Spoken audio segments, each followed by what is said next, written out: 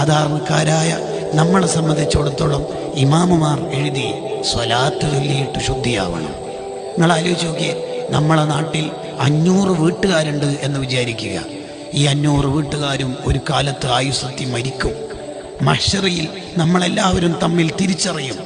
അതിൽ ഏറ്റവും കൂടുതൽ നബി സല്ലല്ലാഹു അലൈഹി വസല്ലം തങ്ങളോട് അടുപ്പമുണ്ടാവുന്ന വീട്ടുകാരൻ ആരായിരിക്കും?